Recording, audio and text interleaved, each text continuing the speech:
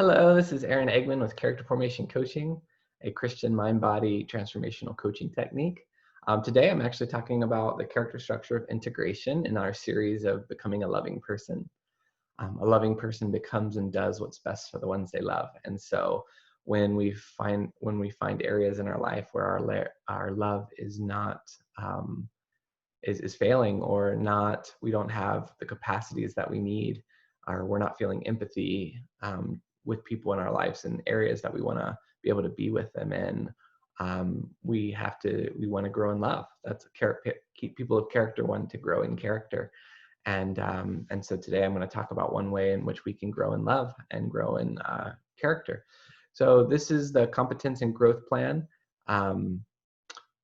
So in an atmosphere of grace, truth, and time, God's best being for our brain to develop in the context of family, our family of origin initially, but then as we grow older, it's the family of God. And the family of God can give us experiences that change our brain when we didn't receive those type of experiences in our family of origin.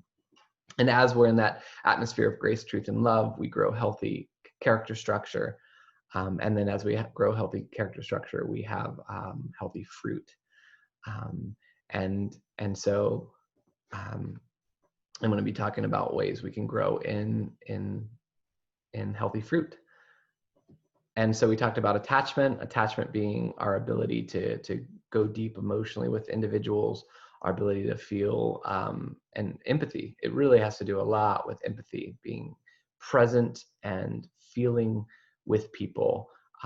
Also, our ability to be in touch with our needs, our relational needs, and our ability to seek out our relational needs into connect them into relationships. I suggest going to www.relationalnutrients.com for a list of needs. And those are the type of needs we need to be able to identify and then bring them into relationship. So the character structure of separation is how we're different.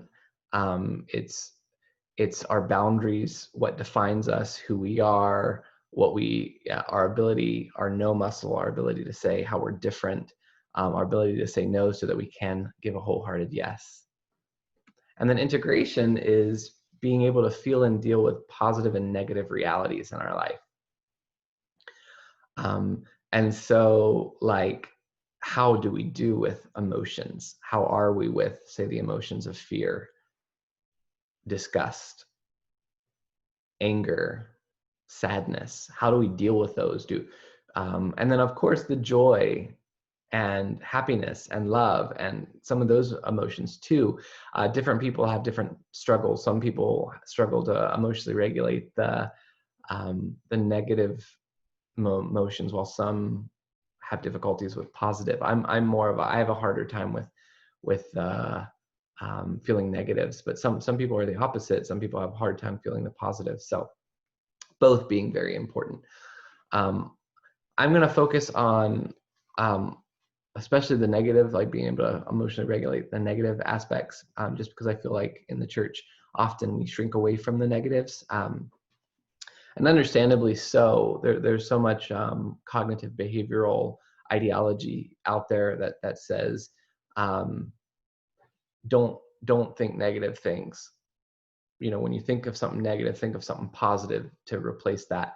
And again, that's a good counteractive strategy when we don't quite know how to emotionally regulate the negative.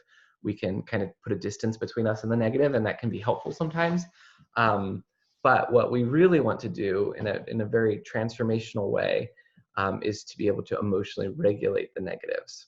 Because what that does in the brain is it actually takes the neural information and it transforms it at its source, rather than just kind of pushing it down and repressing it so that it just comes up again later.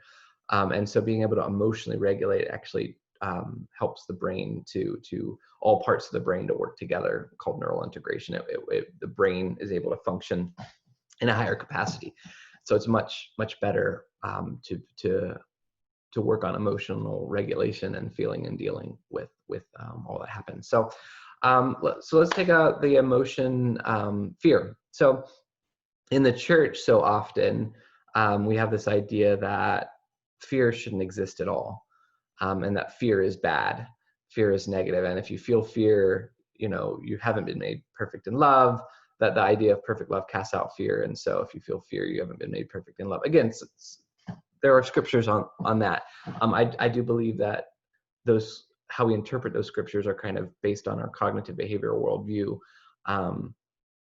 because fear itself is actually a very positive, it's a neutral emotion, but it can be very positive in the sense of when you feel the emotion fear, you know that you're in danger and that you need to take adaptive actions to put distance between yourself and danger. And so if you don't have the emotion, if you can't emotionally regulate fear, then you don't know when you're in danger, and you're susceptible to abuse and negative things to happen, because you don't see warning flags, or you don't know when something you don't like is happening. And so fear is a very important emotion to be able to emotionally regulate. Now, unemotionally regulated fear overcomes you, and it becomes this chronic terror, and that can lead into a whole bunch of mental difficulties and character deficiencies when we're unable to emotionally regulate fear. So I'm not talking about emotionally dysregulated fear. I'm talking about feeling and dealing with fear, and letting fear give you information about what's happening in the environment and help you, inform you on adaptive actions that you want to take. And emotionally regulated fear doesn't derail you or cause you to live in this chronic place. So being able to know when you feel fear and feel what it feels like in the body, like this twisting in the stomach, or this, and being able to stay with it from the beginning and the middle and the end, really helps you to have good ability to see in the world. So perfect love casts out fear. It's like when we feel fear, we can connect that to relationship, and in relationship, when we emotionally regulate that fear, our fear is cast out. It's in love, our fear isn't too overwhelming. A lot of the difficulties in life is emotional dysregulation, meaning something happens to us and we don't know how to cope with all the emotions coming up. And so emotional regulation is we seek out individuals in our life, God, people, just to hold those emotions with us and to process them so that it's not too overwhelming. And so integration is split into two subcategories. We've got self-talk. This is like what happens inside. So if we don't like, let's say, feeling anger was coming to me, and it's like we feel anger, but we don't allow ourselves to feel it. We cut that anger off. Often we'll direct that anger internally, and we'll direct it towards ourself. And so when we direct anger towards ourself, that's emotional dysregulated anger, and that self-critical voice inside of our head can cause a lot of negative functionings. And so it's really important to emotionally regulate that anger so that we don't attack ourselves with it. And so that's self-talk. What we're really wanting to develop is this curious, the COAL stance, Cole stance, or what I call the incarnational stance. What would Jesus be like if he was with you in the room? How would he look at you, both verbally and non-verbally? And if we can offer that loving compassion towards ourselves, C being curious, A being acceptance, O being openness, L being love. And if we can direct that inside and understand that if we understood our past, that our reactions make sense, and if we would just allow space for that part of us to have those negative emotions, getting open, curious, accepting, and loving towards that part of ourself, we can really trace that negative reality to its source and emotionally regulate the experience that we couldn't emotionally regulate before. So it's a very powerful thing when we're able to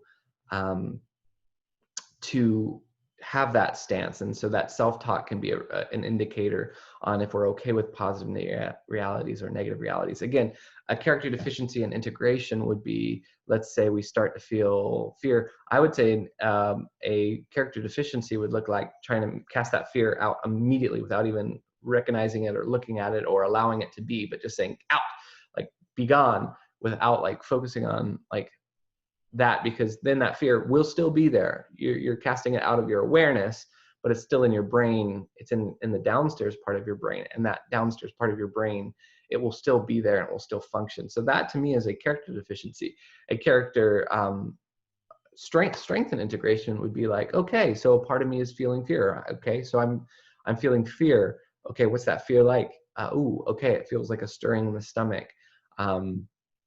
Curious, open, accepting, and loving towards it, and then realizing, oh yeah, well there's, you know, this right now, there's some chaos going on, and I'm feeling a little scared about that. Well, no wonder, that makes sense that I'm feeling that way. Just offering that validation, acceptance, and empathy internally, and then of course it can bring up a memory or something like that in the past in which we felt that fear and we couldn't emotionally regulate it. And then we can process that too. It's a very transformative way. Or if you even just feel it in the body, we never felt it before, now we feel it now, it can transform and we don't even have to go to the past. So it really is working to develop that internal COAL stance towards self is really a strong character strength here in the character structure of integration.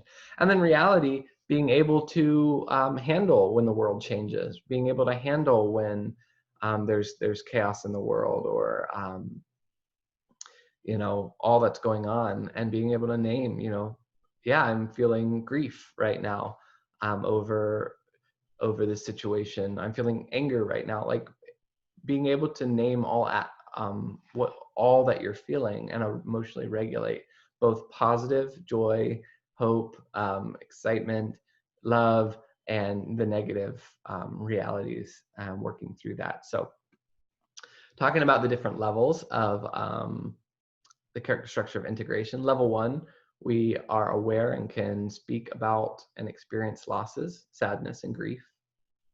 Recognizes hiding patterns, and we're going to go over hiding patterns here real soon. Level 2, aware of negative realities, underlying shame, discuss and put words to them, and to start grieving limits. Yeah, being able to grieve is such an important part of this character structure. When we're able to feel grief and loss and sadness, it actually makes room for new. And if we can never be sad about what we're losing, we can never be excited about what we're gaining. Level 3, shares losses and negative realities in relationship while still feeling loved, valued, and competent. So at some point, as we grow in the character structure of integration, we can hold both the good and the bad at the same time. We can feel both positive and negative all at the same time, and just really hold it. Level 4, able to contain and hold grief, disgust, and negative realities for others. So as we grow in processing and emotionally regulating both positives and negatives in self, then we'll be able to hold those emotions in others. We can feel empathy. As we've received empathy inside, internally, we can then offer empathy. We can comfort others with the same comfort that we ourselves have received from Christ. And then level 5 shifts from performance to valuing relationship, moves from good self to experiencing the love self. Another character deficiency in this is kind of having a split, where it's like a good version of ourself and then like a bad version of ourself, and not being able to hold both our positive quality traits and our negative quality traits. And so being able to see and hold both of those is part of this character structure. So now on to the integration hiding patterns. So again, this section I bring up so that you can, you know, hit pause and really spend some time here, because these are very valuable. Again, from Hiding from Love. Thank you, Dr. Townsend. That book, I highly recommend it. Yeah, so take some time. Internal hiding patterns are how we deal, you know, instead of feeling positive and negative realities inside of self, or emotionally regulating positive emotions and negative emotions. These are the things that we do instead. Versus the relational is what happens in our relationships when we don't want to hold both positive and negatives. And So it's really hard because we think, you know, in this day and world, so much of what we're taught is to stop thinking negative thoughts and only think positive thoughts. Again, counteractive strategies in which the neural information, that negativeness is still in the brain. It's still in the downstairs brain. More about the brain coming up, but it's still there. You're just not aware of it. You've pushed it out of awareness. But if you will stop, get curious, open, accepting, and loving towards those negative aspects of self, those negative emotions, and really bring those parts of self into relationship, and hold that with safe people, and, you know, let them hold that emotion with you, contain that emotion with you, then your brain can completely change, and that negative can be completely gone, and that transformational bit. So I do invite you to again, there's two ways to see hiding patterns. Like, we can see it and then we can beat ourselves up like, oh my gosh, I can't believe I do that. I need to stop doing that. How, you know, I'm so stupid. That would be a deficiency in the character structure of integration. Or we can be like curious, open, accepting, and loving, being like, okay, yeah, I see that character deficiency. I see my hiding pattern here. And if I understood it, it would make sense. And also understanding that, oh my gosh, I couldn't emotionally regulate that negative reality. I needed, like, I didn't have the resources in my life. If I had the resources in my life, I would have emotionally regulated. I didn't have the resources I needed in my life in order to emotionally regulate. Thus, you can see these hiding patterns as strengths, as something that helped protect you. That's something that were really powerful in your life early on, and understanding now that, you know, they're causing some difficulties in your life right now, and that as we transform the past, we can give up the coping mechanisms, the survival mechanisms that helped us to get through hard situations.